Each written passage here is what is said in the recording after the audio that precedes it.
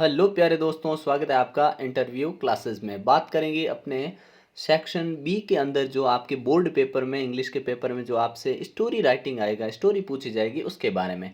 ये अपने बोर्ड द्वारा जारी किए गए जो क्वेश्चन बैंक है उसमें से हैं। उसमें 7 स्टोरी दी गई और सातों के सातों का यहाँ पे आपको बहुत ही बेहतरीन ढंग से सोल्यूशन मिलेगा। ठीक है, किस प्रकार से आपको स्टोरी लिखनी है, किस टाइप से लिखनी है और कैसे आप लिखोगे तो कंप्लीट मार्क्स मिलेंगे और कौन सी गलतियाँ आपको नहीं करनी है उसके बारे में भी डिस्कस करेंगे। इससे पहले अपने चैनल पे सेक्शन ए कि आप पैसे सॉल्व कैसे करेंगे उसकी वीडियो अपलोडेड है। ठीक है ना।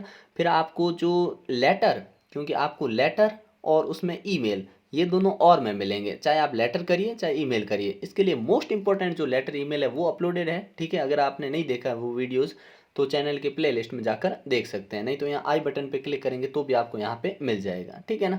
फिर आपके स्टोरी राइटिंग में आपको स्टोरी के और में स्टोरी ही मिलने वाली, कहने का मतलब आपको 2 स्टोरियाँ मिलेगी, उन दोनों में से कोई आपको एक करनी है। अब करते टाइम क्या ध्यान रखना है उसके बारे में बात करते हैं। अगर आपकी इंग्लिश अच्छी है तो आप आउटलाइन को देख के स्टोरी आप आराम से कर सकते हो, लेकिन आपको लगता है कि कुछ ऐसी दिक्कतें आती है आपको, तो ये वीडियो आपके लिए बहुत ही खास होने वाला है। ठीक है ना। तो सबसे पहले ध्यान क्या रखना कि स्टोरी यहाँ से पढ़नी स्टार्ट करिए और यहाँ से ही टॉपिक उठाइए। टॉपिक मतलब उसका हेडिंग। ठीक है ना। A good boy falls bad company, तो यहाँ से पता लग गया कि अ बैड कंपनी इसका टाइटल हम दे सकते हैं। स्टोरी है। ठीक है ना। स्टोरियाँ यूँ तो अनलिमिटेड है, लेकिन आपको कुछ ही स्टोरी है जो हमने यहाँ रखी है, जिनका सोल्यूशन दे रखा है। ठीक है ना। वही आपको तैयार करनी है। ठीक है। और सभी सब्जेक्ट के जो क्वेश्चन बैंक है उनके सबके मोस्ट इंपॉर्टेंट क्वेश्चन जो क्वेश्चन बैंक में आए हुए हैं उन सभी का सोल्यूशन आपको इस चैनल पे मिलेगा, सभी सब्जेक्ट का। ठीक है ना। चलिए देखते हैं, अब बैड कंपनी स्टोरी शुरू करेंगे। दूसरा नियम ध्यान रखना, हेडिंग के बाद हेडिंग या लिखा उसके बाद में आपको स्टोरी हमेशा सेकंड फॉर्म में लिखनी है। ये है फॉल्स यानी गिरना। ठीक है, ये कौन सी फॉर्म है? फर्स्ट फॉर्म, तो इसकी सेकंड फॉर्म आपको अपने स्टोरी में यूज़ करनी है। ठीक है ना। यहाँ पे डिसओबे ये वर्ब है तो डिसओबेड यूज़ करना आपको सेकंड फॉर्म। ठीक है, कहने का मतलब स्टोरी हमेशा सेकंड फॉर्म में ही होगी। ठीक है, ये दूसरा। तीसरा, मोरल हमेशा लिखना है आपको क्वेश्चन में। ठीक है ना।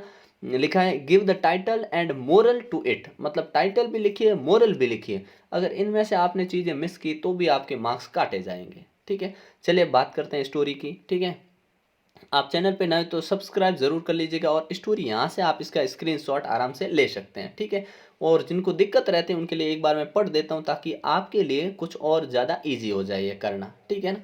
और कुछ नियम जो इसमें लागू होते हैं, कैसे कैसे आप उनका इस्तेमाल कर सकते हैं वो भी बात करते हैं। ठीक है, once there was a boy. ठीक है ना, गुड बॉय। यहाँ पे वॉज क्यों आया? क्योंकि पास्ट में लिखने आपको इसलिए। ठीक है, ही ऑलवेज ओबेड, यहाँ पे ऑलवेज के साथ भी ओबेड आ गया है। ओबेड कौन सा? सिंपल पास्ट आ गया है, जबकि ऑलवेज के साथ अगर टेंस का सेंटेंस लिखे तो हम वर्ब की फर्स्ट फॉर्म लिखते हैं। ठीक है, लेकिन यहाँ पे आपको क्या लिखना पड़ेगा? सिंपल पास्ट है, ओबेड हिज पेरेंट्स, अपने माँ बाप की बात वो मानता था।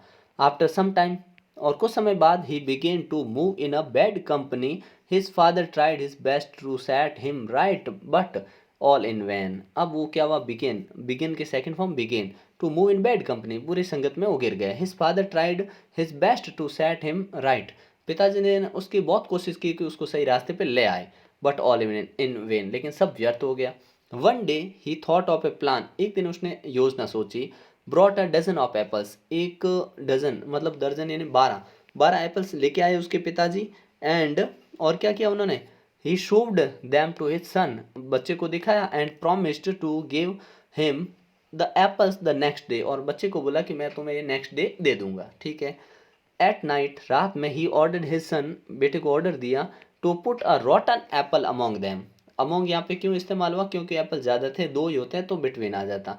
उन एप्पल के बीच में उसने क्या, पिताजी ने क्या बोल दिया उन्होंने कि आप है ना उसमें एक सड़ा हुआ एप्पल रख दो। ठीक है, the next day all the apples became रॉटन, अगले दिन बिकेम हो गए, सेकंड फॉर्म, सड़ गए, सारे एप्पल है वो सड़ गए। ही कॉज हिज सन, अपने बेटे को बुलाया, and give him the apples to eat, और उसको खाने के लिए एप्पल दे दिया। The son refuse to eat them, और पिता बेटे ने वो रिफ्यूज टू ईट दैम, वो खाने से मना कर दिया। दे वर रॉटन, क्योंकि वो भी सड़ चुके थे। The father told his son, बेटे से पिताजी ने क्या कहा? That one rotten apples had spoiled the whole lot, जितने भी एप्पल थे एक सड़े हुए एप्पल ने सबको सड़ा दिया, खराब कर दिया। और अगर मान लीजिए सारे सड़े हुए हों और उसके बीच में एक अच्छा रख दें तो भी वो सड़ जाएगा, और सारे अच्छे हों एक सड़ा हुआ रख दें तो भी सड़ जाएगा, मतलब बैड में बैड ही मिलता है। ठीक है ना। He said that a bad company spoils one's character like the apples, apples की तरह कैरेक्टर भी स्पॉइल हो जाता है बैड लोगों के साथ। द बॉय, यहाँ पे द बॉय बिकेम, यहाँ पे द करना, ठीक है ना, दे है, दे मिसप्रिंट है ये। द बॉय बिकेम थॉटफुल, लड़के को ये बात समझ में आ गई। ही प्रोमिस टू गिव अप यानी त्यागना, छोड़ना, ठीक है ना, प्रोमिस टू गिव अप। देखिए यहाँ पे टू के बाद जब भी आप वर्ब की फॉर्म लगाते हैं ना, मेन वर्ब ये है प्रोमिस्ड, ठीक है ना, यहाँ पे इन्फिनेटिव कहते हैं इसको, जिसमें टू के बाद हमेशा वर्ब की फर्स्ट फॉर्म आएगी। जैसे यहाँ पे टू के बाद वर्ब की फर्स्ट फॉर्म आई है, यहाँ टू के बाद वर्ब की फर्स्ट फॉर्म आई है, ठीक है ना, तो ये ध्यान रखना। Up the bad company, now his father was very pleased with him, अब उसके पिताजी उसके साथ बड़े खुश थे। और लास्ट में आपको मोरल लिखना ही लिखना है, ठीक है ना, फिक्स है moral, better be alone than in bad company, अकेले रह जाओ लेकिन बैड कंपनी में नहीं रहना है, ठीक है ना। अगला देखते हैं bee, the bee and the dove, bee मधुमक्खी और अपने डव, डव यानी होता है फाख्ता जिसको कहते हैं, ठीक है ना, ये स्टोरी है, ठीक है ना। स्टोरी यहाँ से आप इससे आराम से पता लगा लोगे, ठीक है। यहाँ से आप इसका स्क्रीनशॉट ले सकते हैं, बड़ी शॉर्ट में लिखी हुई है, ठीक है।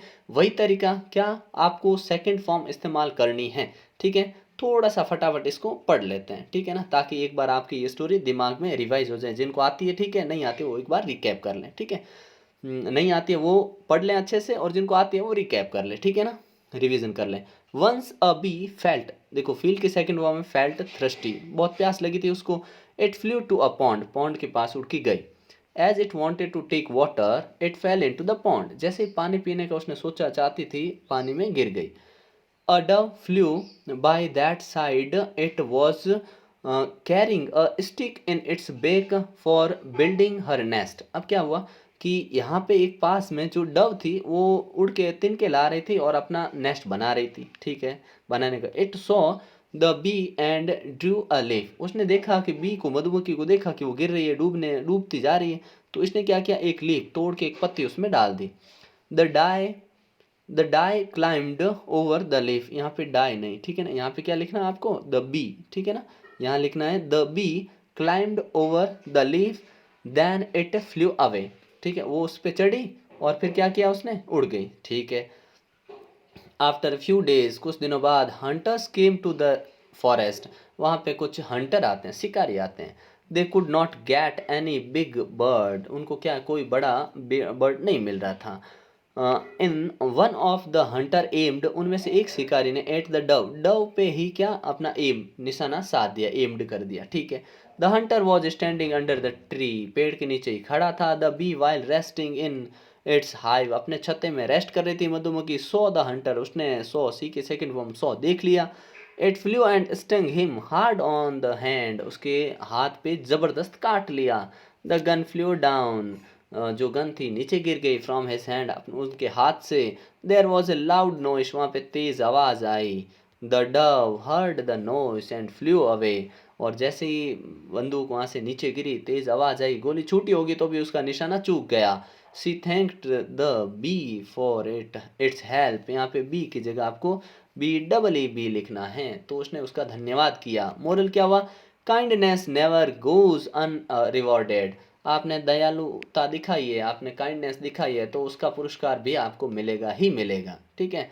अगला हेयर एंड टोटोइस, इतनी कॉमन स्टोरी है जो आपने कई बार कर रखी है, ठीक है ना। यहाँ से आप इसका स्क्रीनशॉट ले सकते हैं, ये दो पार्ट में इसको आप अच्छे से तैयार कर लीजिएगा, ठीक है ना। फिर भी इनमें आपको कोई दिक्कत रहती है, यहाँ से आप स्क्रीनशॉट ले सकते हैं, ठीक है। दिक्कत का मतलब समस्या आती है तो आप कमेंट करके ज़रूर बताइएगा। आपके ग्रामर का पोर्शन का जो एक वीडियो है बनाया जा रहा है, तुरंत ही जल्दी आपको उसका कंटेंट तैयार होती है, शानदार वीडियो आपको मिलेगा, और एग्जाम में उससे बार कुछ नहीं पूछा जाने वाला है। नेक्स्ट स्टोरी अपने चौथे नंबर पे आ रही है, two friends and a bear, दो भालू, ये वाली स्टोरी भी शानदार है, ठीक है, और बहुत बड़ी ही शॉर्ट में लिखी हुई है, आपको ज़्यादा लिखने की ज़रूरत ही नहीं है, ठीक है ना। आपको 80 to 100 वर्ड्स में लिखनी होती है, 8 से 10 लाइनें लिखनी होती है, जो आप यहाँ से आराम से कर लोगे, ठीक है ना। और उनका मोरल बहुत ही कंपलसरी है, मोरल और उसका हेडिंग, टाइटल, ये दोनों चीज़ों का ध्यान में रखते हुए इस स्टोरी को अच्छे से आप याद कर लो, ठीक है। इसका स्क्रीनशॉट आप ले सकते हैं आराम से, ठीक है ना। फिर नेक्स्ट है अपने would cutter, honest would cutter. ऊपर वाली जो दो स्टोरियाँ थी ना वो नई होती है, बहुत से बच्चों ने पढ़ नहीं रखी होती हैं, लेकिन यहाँ से ये स्टोरियाँ ना ये आपने बहुत बार कर रखी है, ठीक है, इसमें कोई समस्या नहीं। यहाँ से आप इसका स्क्रीनशॉट ले सकते हैं और इसको अच्छे से आप तैयार कर सकते हैं, ठीक है ना। और honest is the best policy, इसका ये हेडिंग हो जाएगा, ठीक है। नेक्स्ट है अपने a farmer and four sons वाली, ठीक है ना, old farmer and his four sons, उसके 4 बेटे, ठीक है। तो ये भी आप अच्छे से तैयार कर लीजिएगा, ठीक है ना। इसके हेडिंग 2 हेडिंग दे सकते हैं आप, ठीक है ना।